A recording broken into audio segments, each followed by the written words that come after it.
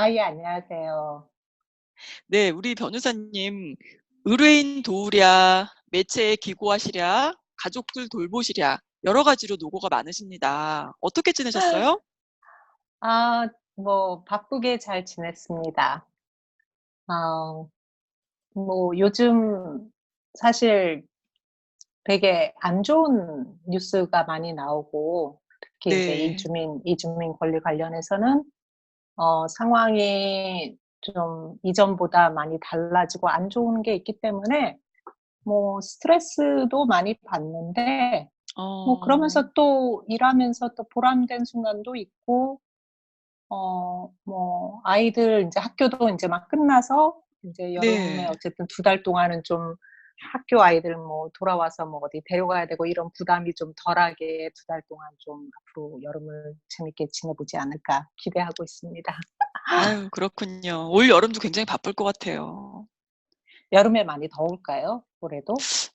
아유, 올 여름에 더 더울 것 같아요. 야, 뉴욕 어떤지 모르시겠네요. 여기 지금 푹푹 찝니다, 사실은.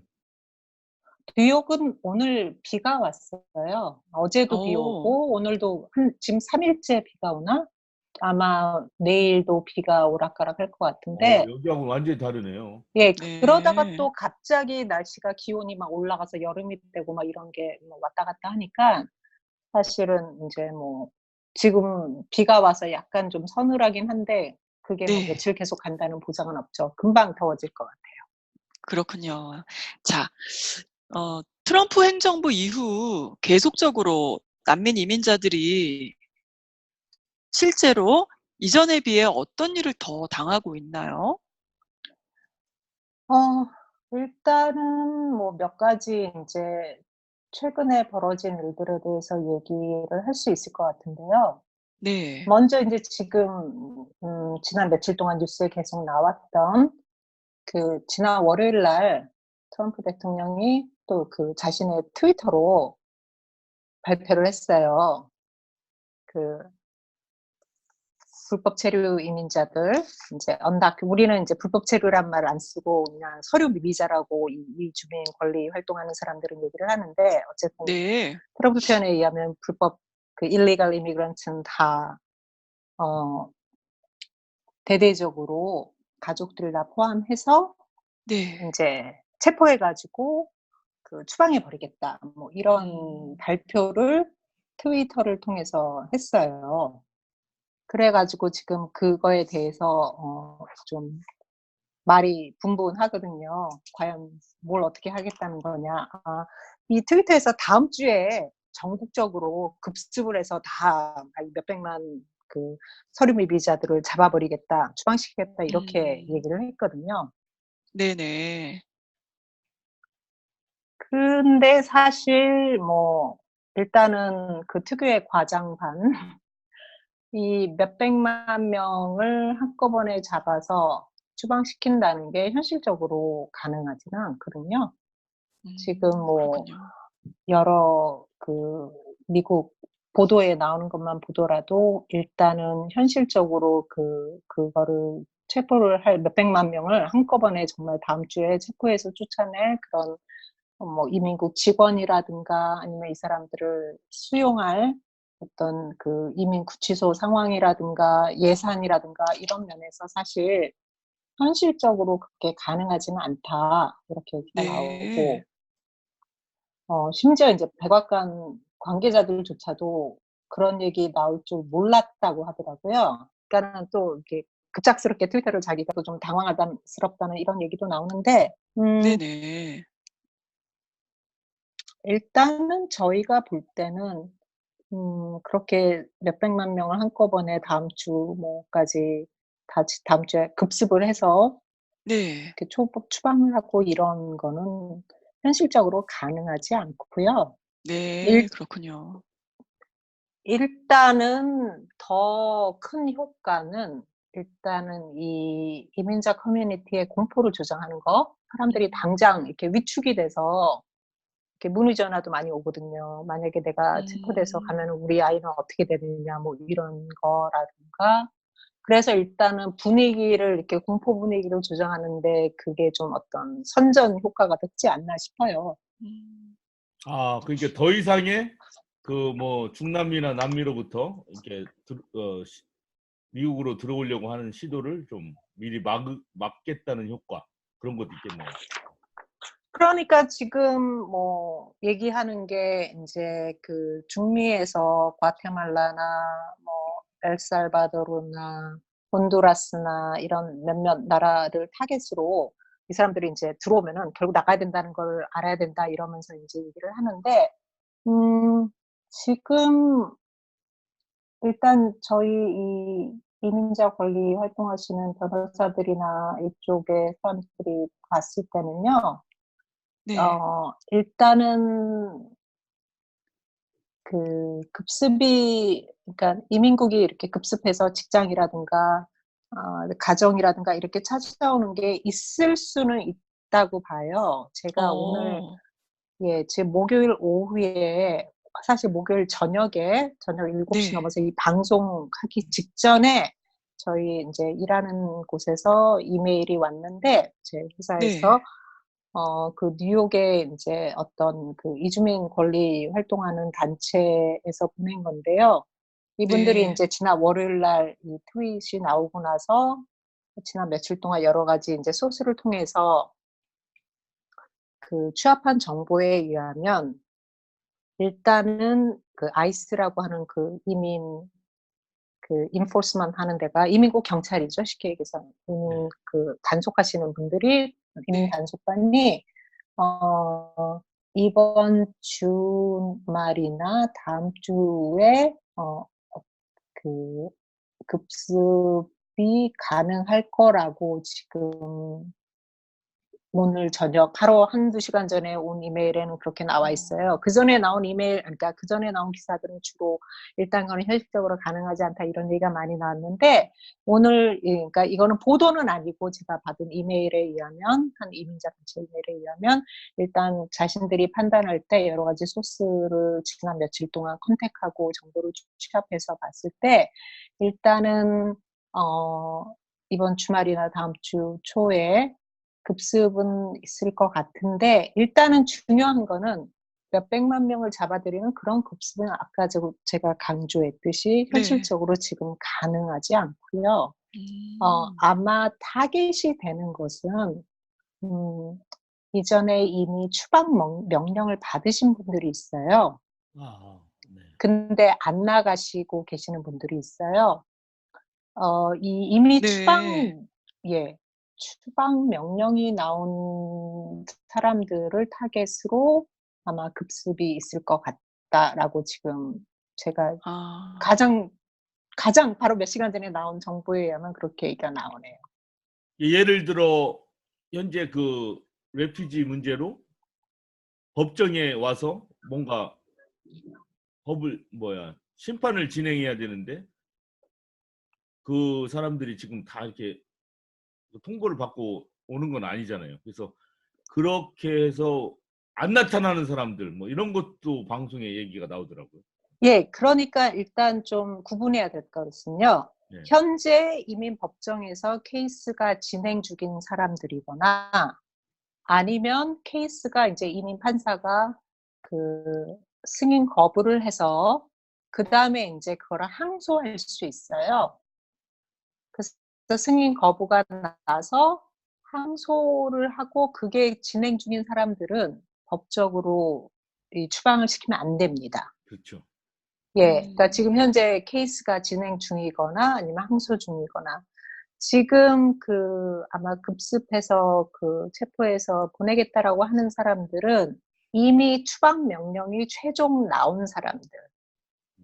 그리고 대부분 또 이분들 중에는요, 법원에 나가지 않아서 이제 본인이 출두하지 않았기 때문에 본인이 출두하지 않는 상황에서 이 명령이 나오는 경우가 있거든요. 그러니까는 그런 경우가 보통이 될 거라고 지금 저희가 예상을 해요. 그 예, 제 앱센시아 생각에도 오더 받으신 이렇게 해서 분들. 예. 들어와 음. 가지고 뭐 이제 뭐 인권 변호사 분들한테 의뢰를 해서 뭔가 신청을 하고 가지고 언제 와서 심판을 해야 되고 하는데 온 사람들이 이제 의도적으로 뭐 다른 곳에 뭐 친척집이나 어디 가서 뭐 기거한다든가 숨는다든가 뭐 통보를 못 받는다든가 딴 데로 옮겨가지고 뭐 이런 사람도 숱하게 많을 거 아닙니까? 그죠. 저희가 맞아요. 많이 음. 보는 케이스들 중에는요, 뭐, 대부분 이제 이민 법정에서 오라 그러면 변호사 만나고 상황 보고 다들 가세요. 그게 중요한 일이기 때문에 그걸 미스하지 않는데, 보통 이제 이렇게 absentia order, 한국말로 뭐라 그러죠? 벌써, 한국말로 그걸, 본인이 출두하지 않아서 나온 예, 명령. 벌석 재판. 예.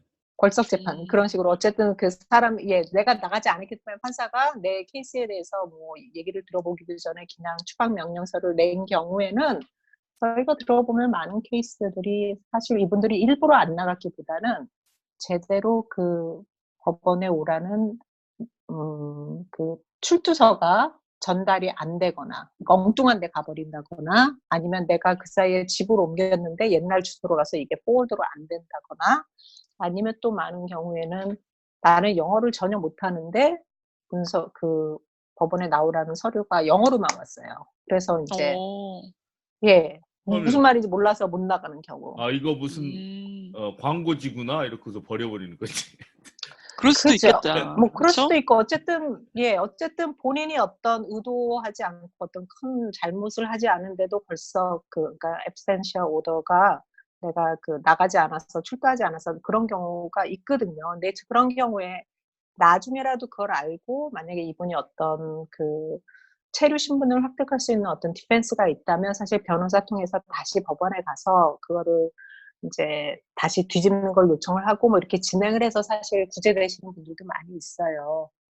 근데 이제 문제는 그거에 대해서 이후에 내가 법원 날짜를 놓친 거를 알고도 아무것도 조치를 취하지 않으시면 그게 이제 마지막 그 명령이 된 거, 법원 명령이 된 거고, 그 경우는 이미 이제 항소할 기간도 지났기 때문에 지금 사실 절차상으로는 이분들은 잡히면 잠시 구금돼 있다가 비행기 태워서 보내지거든요. 그래서 아마 지금 저희가 예상할 때는 만약에 이번 주말이나 다음 주나 조만간 급습이 있다면 그런 분들을 타겟으로 할 거라는 생각이 들고요. 그래서 일단 본인이 아마 아실 거예요. 혹시 내가 그런 상황에 처해 있는지. 이제 그런 분들은 좀 변호사랑 빨리 상담을 하셔서 어떻게 상황을 어떻게 좀 해결할지 대처해야 될지 의논을 하셔야 될 것 같고요. 예, 제가 또 항상 이 민족주의적인 자세를 갖고 있기 때문에 이런 문제가 있을 때 물론 중남미의 그분들도 문제겠지만 또 한국 분들이나 또 아시아에서 오는 분들도 이런 것 때문에 같이 피해를 받을 수도 있겠어요. 가만히 생각해 보면 그런 분이 얼마나 되는지 모르겠지만 지금 미국의 이제 전체 그 서류 미비자들이 한 1,100만 명 정도, 1,100만 명 좀 넘을 거라고 추정이 되는데 이제 추정이 된다는 건 이분들이 정확히 숫자가 파악이 안 되는 거죠. 왜냐하면 워낙 그러니까는 그렇죠. 말 그대로 자체가 서류 미비인데 서류가 안 돼 있는데 어떻게 파악이 되겠어요? 그죠. 맞아요. 음지에서 사셔야 되니까 예, 계속. 맞아요. 근데 한인 서류, 그러니까 한국 출신의 서류 미비자들 분도 한 15만 명 정도 된다고 오, 지금 예상을, 이거 한국 사람들이 생각보다 우리가 흔히 생각할 때 서류 미비자들, 뭐 멕시코 사람들, 뭐 중남미 분들 이런 것만 생각을 하는데 그렇지 않아요. 한국 분들, 중국 분들, 뭐 다른 유러피안 뭐 이런 분들도 많이 있는데 이제 이 15만 명이 사실 제가 아까 얘기했던 그 최종 그 추방 명령서를 다 받으신 분들은 아니에요. 이제 이분들은 뭐 예를 들어 오버스테이해서 예를 들어 처음에 한국에 아니 그러니까 미국에 들어올 때 예를 들어서 뭐 취업 비자라든가 아니면은 관광 비자라든가 어떤 합법 체류 신분으로 영주권이 아닌 다른 비자로 들어오셨다가 뭐 영주권을 진행을 하시려고 하다가 잘 안 된다든가 해서 이제 그 오버스테이 하시는 분들이 사실 흔히 서류 미비자라고 했을 때 많은 대부분의 분들이 차지하시고요. 예. 그 뭐 미립국 하시는 분들도 한국 분들도 꽤 있으시더라고요. 제가 만나서 상담을 해보면 어쨌든 15만 명 정도 한국 분들이 지금 그러니까 체류 신분이 없으신데 이분들 중에서 일부는 영향을 받으실 수도 있죠. 예. 지금 자료 화면을 제가 보이고 있는데 그 아시안 아메리칸의 그 서류 미비자가 170만 명 정도 되는데 캘리포니아에 제일 많이 살고 그다음에 뉴욕에 살고 텍사스에 살고 뭐 이런 식으로 돼 있네요. 음. 그러니까는 이분들이 이제 예를 들어서 내가 최종 그 추방 명령을 받지는 않았지만 이제 collateral damage라고 해서 부수적인 피해를 받을 수 있는 게 예를 들어서 어떤 뭐 직장에 급습을 했어요. 네.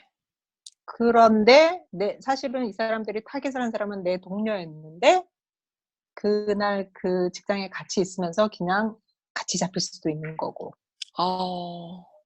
그죠. 아니면은 뭐 내 가족 중에 누구를 찾으러 왔는데 뭐 문을 열어줬더니 너는 누구냐 이러면서 그 사람까지 데려갈 수도 있는 거고. 그러니까는 어쨌든 굉장히 불안하겠네요. 그죠. 지금 그래서 일단은 이민국에서 타겟으로 하는 거는 이 최종 추방 명령을 받으신 분들일 거라고 생각을 하지만 그 사람들을 체포하는 과정에서 그렇지 않은 분들도 신분이 없으신 경우에 영향을 미칠 수 있죠.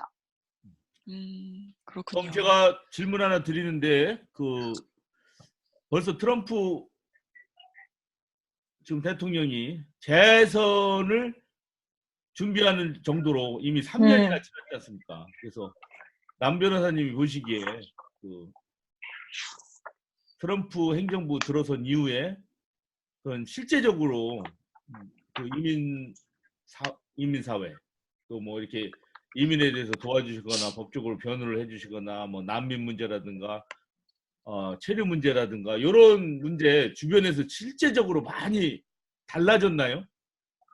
많이 달라지고 있어요. 음, 제가 몇 가지 좀 커다란 변화에 대해서 먼저 말씀을 드리면, 이제 특히 그 어사일럼, 그 한국말로 이제 망명이거나 뭐 난민이거나 이거 신청하시는 분들이 이제 지금 예를 들어서 뭐 중미나 멕시코나 이쪽에서 캐러반으로 이렇게 막 같이 오셔서 국경에서 이제 그 어사일럼 신청하시겠다고 이런 분들이 많이 오시거든요. 이제 이분들이 네. 그 자기 본국을 떠나는 많은 이유들이 이제 그 본국에서 되게 폭력적인 상황이 막 진행되고 있어요. 중미 예, 같은 저희 경우에는 맞아요. 예, 가정폭력, 뭐 갱들의 뭐 살해 위협, 예. 예, 그 중미 같은 경우에는 예를 들어서 뭐 온두라스나 이런 데도 보면은 미국이 그 민주적으로 선출한 정부를 그 쿠데타로 군부가 내려놓는데 미국이 지원을 하고 뭐 이런 상황에서 이제 쉽게 얘기해서 정부는 부패할 대로 부패해 있고 그런 상황에서 각 지역의 이제 갱들이 조직 범죄들이 거의 그 지역을 실질적으로 장악하고 막 그 컨트롤하고 이런 상황에서 뭐 정부 거의 경찰이나 정부 기관하고도 이제 부패해서 서로 청탁이 돼 있고 신고를 해도 경찰이 와서 체포도 안 해가고 뭐 하여간 이렇게 구체적으로 이분들의 얘기를 들어보면은 정말 그 도망쳐서 나오지 않을 수 없는 그런 상황인데요. 네. 그러니까 미국의 그 망명법뿐만 아니라 국제적으로 망명법 하에서 이제 그 망명을 어사일럼이나 우리가 하는 이제 망명이라고도 하고 또 난민이라고도 표현하는데 이게 약간 테크니컬 텀으로 약간 이렇게 표현의 차이를 두지만 결국 똑같은 케이스라고 저는 보거든요. 뭐냐면은 미국에서는 예를 들어 refugee라고 난민이라고 했을 때는 그 미국 밖에서 신청을 해서 그게 승인돼서 오시는 분들을 refugee라고 하고요. 난민이라고 한국말로 번역하면 예. 이미 미국 국경 안에 들어와서 신청하시는 분들은 asylum, 망명객이라고 불러요. 그렇게 다르군요. 그러니까는 그게 사실은 똑같은 분들이에요. 자기네 나라에서 전쟁이든 폭력이든 어떤 이유로든 살 수 없어서 나오시는 분들인데 그거를 이제 어떻게 절차를 진행하느냐 어디에서 따라서 이름이 좀씩 달라지는 건데 결국은 이제 흔히 요즘 얘기하는 난민 위기 얘기할 때는 이분들을 다 똑같다고 저는 이렇게 생각을 하는데요. 그 망명 또는 난민을 신청할 수 있는 그 법적인 카테고리가 있어요. 어떤 상황에 이거를 퀄리파이 되는지, 뭐 예를 들어 내가 어떤 정치적인 의견 때문에 정치적 박해를 당했다거나 아니면 인종적인 또는 뭐 종교적인 박해를 당했다거나 이렇게 딱 그 망명을 신청할 수 있는 난민 자격을 줄 수 있는 그게 있는데 그 중에 이제 특별히 하나 또 그 신청할 수 있는 자격이 특정 사회 집단이라고 우리가 이제 PSG, Particular Social Group이라고 얘기를 하는데요. 이분들은 어떤 분들이냐면 예를 들면 이런 분들이에요. 러시아 같은 경우에는 뭐 세계 러시아뿐만 아니라 그런 나라들이 많은데 동성애자가 불법이고 막 이렇게 탄압받고 막 이래요. 그래서 예를 들어 러시아에서 그런 성 정체성 때문에 탄압을 받은 사람들 이렇게 어떤 사회적으로 이렇게 딱 하나의 특정한 이해나 박해를 받게 규정된 사람들 있잖아요. 예를 예. 들어 뭐 미얀마에 뭐 또 박해받은 사람들, 뭐 예를 들어서 또 흔한 게 뭐 인종, 네, 그렇죠. 뭐 아프리카나 이슬람 이런 국가에서 뭐 여성 할례 그렇죠. 당하는 분들 뭐 이런 식으로 네네. 예. 어떤 특정 그런 사회 조건에서 특정하게 이렇게 딱 따로 떼서 볼 수 있는 이런 그룹들을 이제 우리가 특정 사회 집단이라고 해서 이분들이 이제 망명을 신청해 줄 수 있는데 그 중에 이제 그 미국에서 이제 가정폭력을 피해서 오시는 분들, 젠더 폭력, 어떤 성폭력이라든가 가정폭력이라든가 이런 폭력을 피해서 중남미라든가 아니면 뭐 중동의 어떤 나라들이라든가 뭐 아니면 남아시아의 나라들이라든가 어떤 여성 인권이 법적으로 아주 보호가 되지 않는 그런 국가들에서 오시는 분들이 난민 신청이나 망명 신청을 성공적으로 했어요. 예. 그게 이제 거의 굳어진 법이었는데, 네. 작년 여름에 당시 법무부 장관인 세션스가 케이스 하나를 자기가 딱 중간에서 가로채서 맡아가지고 결정을 했을 때 그때 이제 어떤 결정을 내렸냐면 앞으로 이런 가정폭력이나 개인폭력 등 국가가 아니라 개인에 의해서 사적으로 폭력 피해를 받은 사람들은 망명을 신청하는 자격이 안 된다. 뭐 이런 식으로 이제 결정을 내려가지고 지금 그 판결 이후에 저희 특히 젠더 폭력이나 이런 중미에서 오시는 분들 이렇게 하는 분들 그러니까 꼭 중미뿐만 아니라 다른 나라도 마찬가지인데요. 되게 많이 케이스가 갑자기 어려움을 겪고 있어요. 예를 그렇군요. 들어서 제가 그러니까는 일단 법이 갑자기 자기네들이 이거는 이제부터 케이스 이거 뒤집었기 때문에 일단 판사들도 지금 저희가 듣기로는 이민 판사들이 케이스를 많이 하라고 이런 압력이 되게 많이 들어간대요. 그래서 일단은 네. 판사들도 일단은 그 판례가 그렇게 하나 나왔으니까 그거를 그렇게 돌려서 따로 판결하지 않는 이상 가정폭력의 피해를 받아서 중미에서 온 여성 이런 거기서 이제 저희가 망명이 가능하다고 또 주장하는 이유 중에 하나가 이런 나라들은 경찰을 불러도 보호를 안 해줘요 와서. 참. 예, 경찰이 와서 보고 간다고요. 리포트도 안 해주고 그리고 경찰의 신고 때문에 더 당하고 뭐 이런 게 너무나 비일비재한데 뭐 한국도 사실 크게 다르지 않지만 어쨌든 맞아요. 예, 그죠. 중미 나라들에서 그렇게 오시는 분들이 그런 상황에서도 와서 망명 신청을 하시고 박사일리 자격을 받으셔서 이제 이후에 영주권이나 시민권까지 가능했는데 지금 작년 이후에 그런 케이스가 안 된다고 얘기가 나오면서 저희가 지금 그거를 되게 이제 다시 푸시하려고 노력을 했는데 일단 그 망명법에서 그렇게 바뀐 게 하나가 큰 게 있고요. 이것도 네네. 정의를 내리기가 쉽지가 않겠네요. 왜냐하면 더군다나 미국 내도 아니고 외국에서 과연 이 가정폭력이 그러니까요. 개인적인 가정폭력이냐 아니면 그 가정폭력 자체도 그 사회적인 국가적인 구조 때문에 것인가. 나온 것이냐 이렇게 뭐 어떻게 판단하겠어요? 그러니까 걱정하기 힘들 것 같아요. 일단 저희가 그런 케이스를 할 때 그 컨트리 컨디셔너라고 그 나라의 어떤 인권 지표에 나온 보고서들이 많이 있거든요. 뭐 네. 예를 들면 유엔에서 보고서도 나오고 인권 단체들도 보고서를 내고 미국의 국무부에서도 그 각 나라의 어떤 인권 상황이라든가 이런 연례적으로 리포트를 내요. 저희가 그런 거를 다 조사를 해서 그런 걸 이제 서포팅하게 저희가 같이 내거든요. 그러니까 예를 들어 제가 네. 최근에 한 케이스는 중미 온두라스에서 온 여성이에요. 이분은 거의 어릴 때 아버지의 가정폭력을 당했고 10대 소녀로서 다른 그러니까 한국의 약간 70년대 스토리랑 비슷하다는 생각이 들었는데 저는 얘기 들으면서 너무 가난한 집에 태어나서 아버지가 정말 이렇게 엄마와 자기와 자기 형제들을 다 막 이렇게 학대하고 폭력하고 이런 데서 이제 학교도 이제 12살 이후로는 못 가시고 네. 그거를 벗어나기 위해서 집에서 4시간 떨어진 큰 도시에 가서 일을 하러 가셨다가 또 거기서 만난 나이가 많은 남자에게 성폭력을 당해서 그 남자의 아이를 임신하고 뭐 10몇 년을 사시고 뭐 이런 상황에서 평생을 정말 가정폭력의 피해를 받았거든요. 네.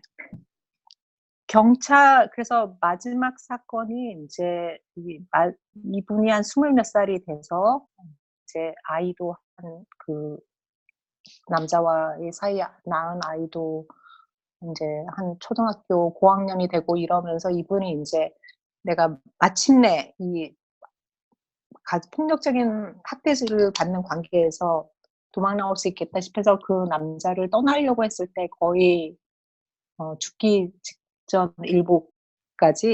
직전까지 정말 네. 폭력을 당했어요. 그래서 이분이 이제 아, 경찰에 세상에. 경찰에 신고를 했는데 네, 어떻게 됐어요? 경찰에 갔더니 그 커플 상담을 법원까지 갔는데 거기서 커플 상담을 하라고 보냈어요. 어머나. 그러니까는 이분이 그러더라고요. 내가 법원에 가서 이렇게 경찰에 신고를 하고 법원에 신고를 이렇게 판사한테까지 간 거는 이 사람의 폭력으로부터 벗어나려고 했는데 구해달라는 이 건데. 나라에서는 커플 음. 카운셀링을 보내라는 거예요. 그러니까 내가 이 남자에게 돌아갈 생각이 없는데 서로 화해하라고. 아, 그래서 참. 이제 결국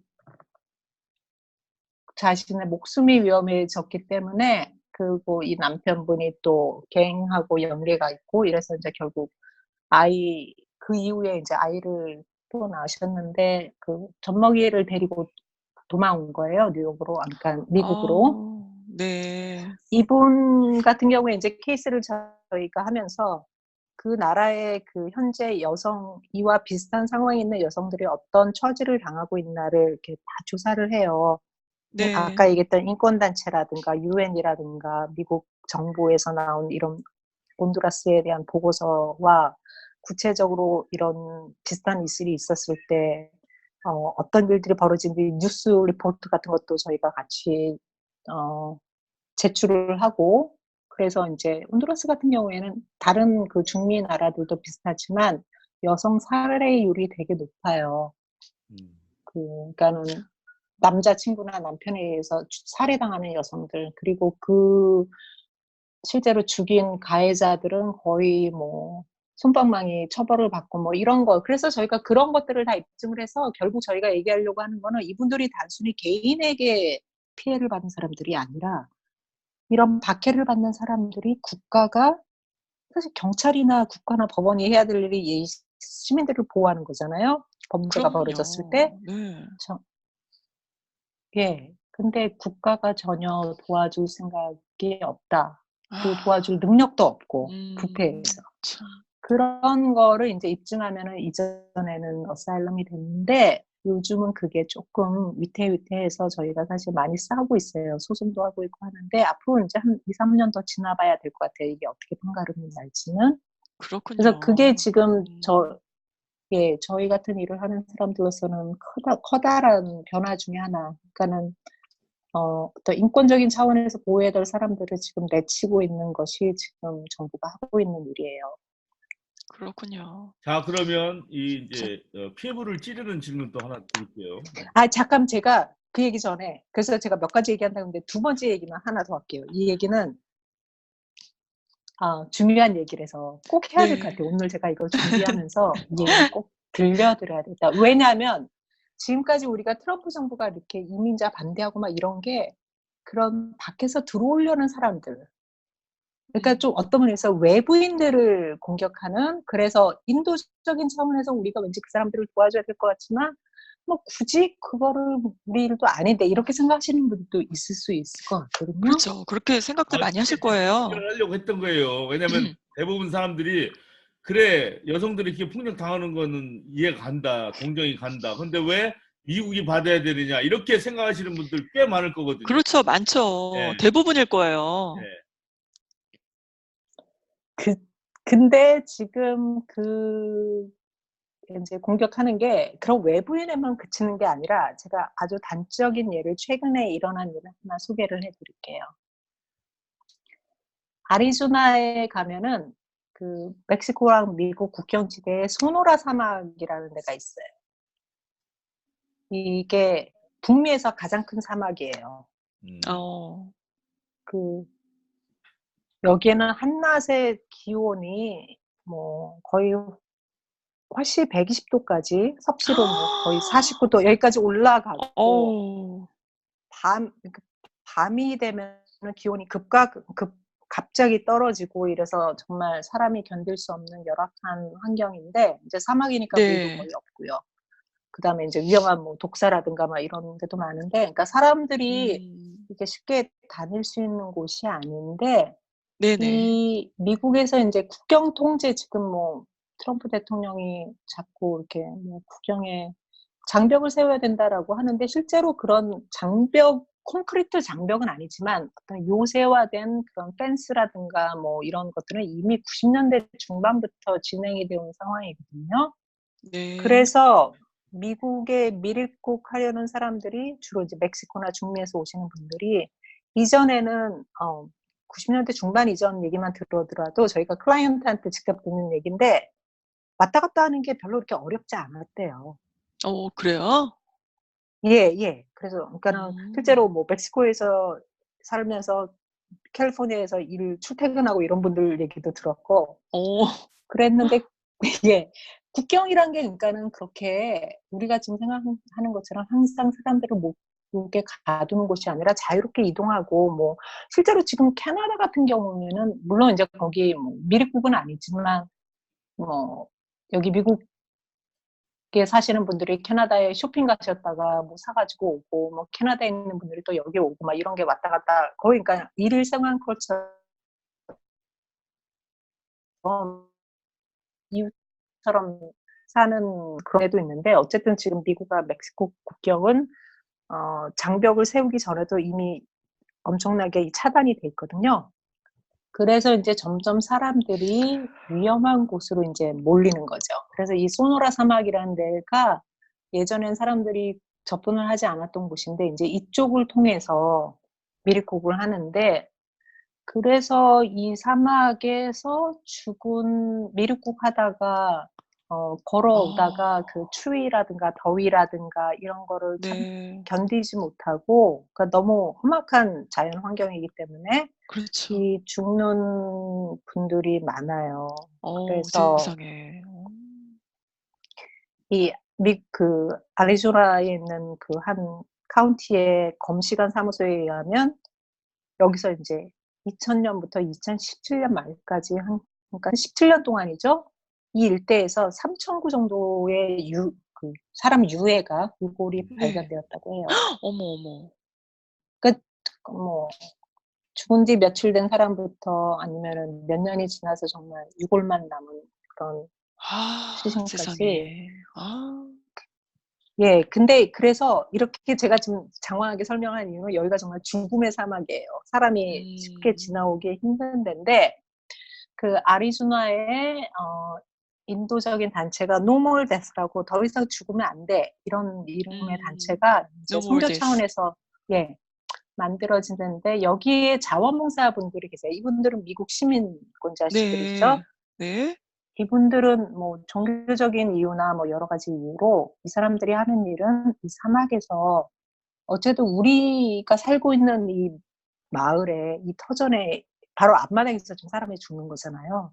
그래서 그 그렇죠. 국경지대 주민 사람들이 되게 오랫동안 자원봉사식으로 여기서 사람들 위험에 빠진 사람들 구출하고 그다음에 곳곳에 사람들이 지나갈 만한 곳에 물통이나 비상식량 이런 거를 갖다 놓는 활동을 했어요. 아, 세상에 참. 완전히 예. 그 사마리안 예, 그죠. 이거는 정말 그냥 기본적으로 뭐 음. 일단 사람이 목숨이잖아요. 이 사람이 뭐 죽는데 이 시민권 산지 아닌지 이거 중요하지 않잖아요. 사람의 그렇죠. 목숨을 살리기 위해서 음. 인제 비상식량이나 물통을 곳곳에 두고 사실 이거를 지난 한 20년 이상 수십 년 동안 국경지대 마을 사람들이 계속 해오던 일이고 아무리 인제 국경 통제가 심해졌다 할지라도 이민국 직원들도 굳이 그거에 대해서 인제 특별히 단속을 방해하지 않는 그런 게 그동안의 관례였다고 하는데 네. 최근 들어서 인제 이분들의 활동에 대해서 인제 그 이민국 국경 순찰대원들이 인제 방해를 하기 시작한 어머. 거죠. 와. 그래서 예를 들면은 아. 인제 그 사막 지대의 어떤 지역은 인제 그 자원 생태 보존 지역으로 퍼밋이 있어야 들어간대요. 네네. 근데 인제 거기 퍼밋을 안 주는 거예요. 어머. 그래서 거기 이분들이 들어가서 그냥 물이나 식량 놓고 오면은 그게 인제 퍼밋 없이 이런 자원 보호 구역에 개인 물건을 놓고 나왔다. 이래서 인제 뭐 경범죄로 막 체포되고 이래서 뭐 벌금도 몇백 부 물리고 뭐 이런 식으로 그런 게 최근에 진행이 세상에. 되다가 예 그리고 심지어는 그 이분들이 막 고생해서 갔다 오는 물통을 막 발견하면은 즉시 국경 순찰대원들이 물을 부어버리고 땅에다 부어버리고 뭐 이런 정말 것도 포착이 너무한다. 되고 그랬는데 나쁜 세상에. 그죠. 말이 안 되죠. 너무하네요 진짜. 근데 이 아유. 와중에 네. 스캇 워렌이라는 사람이 인제 이분도 이 자원봉사자 중에 하나인데 이분이 체포가 됐어요. 어머. 아. 이분들이 인제 운영하는 것 중에 하나가 인제 또 그 사막 한가운데 어떤 그 오두막집 같은 거에서 인제 이주민 그 국경 넘으신 분들이 걷다가 인제 네. 쉬어가거나 아니면 정말 위급한 상황에서 거기서 응급 치료를 한다든가 이런 걸로 인제 이렇게 쓴 곳이 쉘터가 있었는데 거기에 가서 인제 그날 그 2명의 소련민비 이주민들이 거기서 인제 뭐 일사병 치료하고 뭐 이러고 있었대요. 그래서 거기 가서 네. 이제 그거 봐주고 나오는데 인제 이민 그 국경 순찰대원들에게 체포가 된 거죠. 그래서 이 이주민들은 인제 음. 돌려보내지고 이 스캇 워렌이라는 사람을 그동안은 제가 앞에서 얘기했듯이 경범죄로 이렇게 뭐 벌금 물리고 이런 거 많이 있었다고 했잖아요, 최근 네네. 들어서. 네. 근데 이분 같은 경우에는 지금 얼마 그러니까는 체포된 다음에 그 중범죄 felony로 기소가 됐어요. 최고 징역 20 년이 아. 가는. 세상에. 뭐냐면은 아. 참. 예. 그 이제 불법 이민자들을 원래 도왔다. 들어온 데 돌아왔다 그래서 그 연방법 음. 차원에서 인제 중범죄로 기소가 됐는데 그래서 바로 참. 6월 달 초에 재판이 진행되고 그 주리들이 인제 그 배심원들이 막 그거를 그 의논을 해서 인제 그때 한창 막 이거에 대해서 막 '이 사람 지지해야 된다.' 이런 여론이 막 있었는데 네. 다행히도 네. 6월 바로 몇 주 전 한 2주 전에 이분에 대해서 인제 무죄 판결은 아니고요. 네. 무죄 판결까지는 않았지만 12명의 배심원들이 다 그 합의를 보지 못해서 네. 어 항저리가 됐어요. 그러니까 배심원이 불일치로 재판이 무효가 됐어요. 그래서 일단은 연방 검사가 다시 기소를 하지 않는 이상 케이스는 끝난 걸로 됐어요. 아유 참 정말 그래도 안타깝네요. 아직은 다행인 거죠. 왜냐면은 사람들이 그 배심원들이 '이 사람을 정말 범죄자로 볼 것이냐. 인도적인 차원에서 이 도와준 사람을 우리가 이 범죄자로 취급을 해서 유죄 판결을 할 것이냐.'에 대해서 어 모든 사람들이 그렇지 않다라고 생각을 했다는 거는 일단은 아직까지는 좋은 징후고요. 네. 근데 이제 제가 이 사건에 대해서 보는 이유 중에, 그러니까 좀 우리가 관심을 가져야 되는 이유 중에 하나는요. 사실 지금 국경에서 체포되는 사람들 막 엄청나게 한꺼번에 몰아넣고 있고, 막 완전히 거의 막 과밀 수용해서 막 사람들이 앉을 자리도 없어서 뭐 그 변기 위에 올라서 있고 막 이런 게 얼마 전에 CNN에 보도도 되고 했거든요. 그래서 지금 국경에서 난민 신청하려고 오신 분들에 대해서 대우가 엄청 안 좋고, 그래서 결국은 트럼프 정부가 얘기하는 거는 올 생각하지 마라. 니네 와봤자 여기서 오면은 더 끔찍하게 당할 거다. 이런 경고를 하는데요. 문제는 스캇 워런 같은 경우에는 이 밖에서 오시는 이주민들이나 난민들에게만 경고하는 게 아니라 우리에게도 경고하는 거거든요. 우리 안에 살고 있는 사람들. 예. 이주민에게 편의 제공하지 말라는 거죠. 만약에 스캇 워런 같은 사람이 유죄 판결을 받으면 그게 어떻게까지 확대될 수 있냐면요. 여기서 살고 있는 우리 이웃 중에 서류 미비자가 있어요. 그 사람에 대해서 내가 예를 들어서 뭐 일을 주고, 캐시잡이지만 어쨌든 일을 주고 뭐 일을 시키거나 아니면 어떤 편의를 제공한다든가 아니면 뭐 랜드로드면 아파트를 렌트를 하게 해준다든가, 어쨌든 이 사람들에게 어떤 그 편의를 제공하는. 편의를 제공하면은, 지금 아까 얘기했던 워런이 기소된 제목 중 하나가 서류 미비자 은닉죄거든요. 이게 그 논리가 더 확장이 되면은 우리들에게도, 국경뿐만 아니라 우리에게도 적용이 될 수 있는 거죠. 와, 정말 무섭네요. 이게 잘못하면은 나치 아, 수용소 같은 나라가 될 수 있어요. 아니, 그러네요. 그래서 더 중요한 거는요. 우리가 흔히 서류 미비자라고 했을 때요. 되게 많은 분들이, 한국 분들도 그런 분이 많아요. 우리 가족 중에 예를 들어 아이들은 여기서 태어나서 시민권자예요. 근데 부모는 네. 서류 미비자. 서류 미비자. 아니면 자매 중에도 이 이민법이 되게 묘하게 적용이 되기 때문에 어떤 경우에 예를 들어 부모님이 어쨌든 뭐 20년 막 미국 와서 고생하셔서 간신히 영주권을 땄는데 내 동생들은 다 됐는데 나는 나이가 이미 뭐 몇 살 이상 지나서 안 됐어. 이래서 형제 중에 나만 혼자 서류 미비인 분들도 제가 봤고요. 즉 뭐냐면은 이 이민자 가정 내에서 이 스테이러스가 있는 분들이 있다고요. 모두가 가족이 다 참. 시민권자나 영주권자거나 아니면 가족이 모두가 그러니까 서류 미비가 아니라 혼합돼 있는 부모 자식이나 그렇죠. 형제 맞아요. 자매 중에서 서로 신분이 다른 분들이 있을 수 있는데, 아까 얘기했던 그 서류 미비자 은닉죄를 만약에 확대해서 적용해 본다면, 내가 내 가족과 같이 살고 있는 거, 근데 그 사람 서류 미비자야. 이 사람에게 같이 음식 진짜 나누고 집 나누고 이렇게 너무하네요. 부양하고 네. 사는 것도 물론 이제 그 불법이 어떻게 되는 거예요. 극단적으로 얘기를 하냐, 그게 말이 안 되지라고 할 수도 있지만 한번 생각을 법적으로는 그렇게 해봅시다. 해석이 우리가 되겠죠. 진짜. 예. 그러니까요. 그죠? 그러니까 예를 들어 아, 독일 나치가 막 이렇게 사람들 잡아가지고 했을 때 그 상황을 보면 우리가 지금 봤을 때 말도 안 되잖아요. 어떻게 예, 뭐 유태인이라고 막 형제를 잡아가? 밀고 해야 되네, 그러니까 형인데 형을. 예. 근데 그런 일이 실제로 벌어지고 사람들이 막 학살당하고 이런 일이 역사에서 멀지 않기 전에 있었죠. 있었거든요. 네. 예. 지금 딱 이 이 지금 우리가 상황이네요. 일어나는 이런 것들에 대해서 제대로 이렇게 싸워서 이렇게 막지 않으면 그런 날이 올 올 수도 수도 있겠네요. 있다는 게, 네. 그게 참 무서운 일이죠. 그래서 아, 이렇게 제가 그래서 이 얘기를 꼭 예, 소개해 드리고 그러니까 싶었습니다. 쉽게 말씀드리면 지금 이민자나 난민의 문제가 남의 얘기가 아니라 결국에 이 문제가 번지면 누구든지 거기에 피해가 될 수 있고 인권이 지켜지지 못할 우려가 굉장히 높다. 그 말씀을 하신 것 같습니다. 뭐 제가 함부로 이렇게 정말 심각한 일이네요. 아유, 그래요. 그러면 자, 네. 오늘의 트럼프가 이제 출정식이 생기 때문에 대선 문제도 좀 말씀을 나눌까 했는데 일단 남배사 네. 그거는 나중에 하는 걸로. 네. 오늘 굉장히 놀라운 얘기를 해주셨어요. 네, 정말. 법리적인 참. 해석을 들으니까 네, 이해가 돼요. 이제 이해가 돼요. 그냥 얼마나 심각한지. 이걸 뭐 동정을 해야 되나 아니면 뭐 아닌 게 아니라 그런 거 아니냐 뭐 이렇게 뭐 왔다 갔다 음. 하는 마음도 있었는데 오늘 말씀 들으니까 아주 네. 정말 이해가 되네요.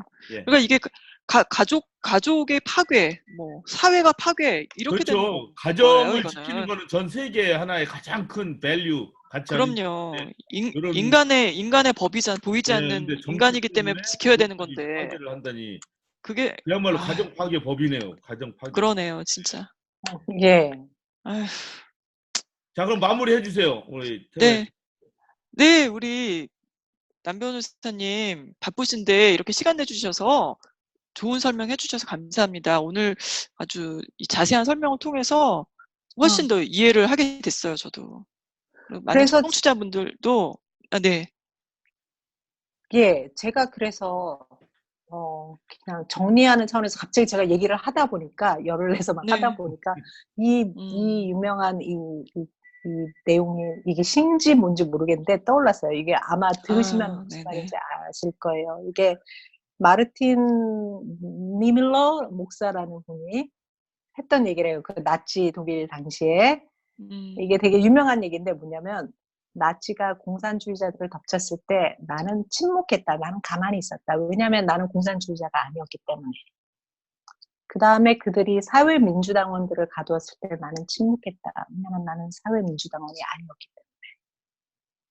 그 다음에 나치가 노동조합원들을 덮쳤을 때 나는 침묵했다. 왜냐하면 나는 노동조합원들이 아니었기 때문이다. 그리고 그들이 나에게 닥쳐왔을 때 나를 위해 말해줄 이들이 아무도 남아있지 않았다. 예. 이거 들어보셨죠? 이런 얘기. 예. 예. 그런 것 같습니다. 이게 이 마르틴 니멜러라는 목사가 쓴 것으로 추정되는 시라고 하는데요. 어쨌든 되게 이 짧은 시에서 우리에게 지금 2019년을 살고 있는 우리에게 되게 큰 교훈을 주는 것 같아요. 제가 얘기했던 지금 국경에서 벌어지는 일, 난민들에게 벌어지는 일이 지금 나랑 상관이 없이 저 멀리서 있는 일 같다라고 생각을 하실 수도 있겠지만 거기에 대해서 우리가 아무것도 안 하고 있다면 어느 순간에 그 위협이 아주 우리 가까이에 올 수도 있다는. 그러네요. 우리 가정 안에도 들어올 일이네요, 정확히. 그럴 수도 있죠. 네. 말씀 잘 들었습니다. 오늘 말씀 정말 감사합니다, 변호사님. 다음 시간에도 또 좋은 말씀 해주시기 바랍니다. 오늘 수고하셨습니다. 예, 잘 네, 들어주셔서 수고하셨습니다. 감사합니다. 예. 네.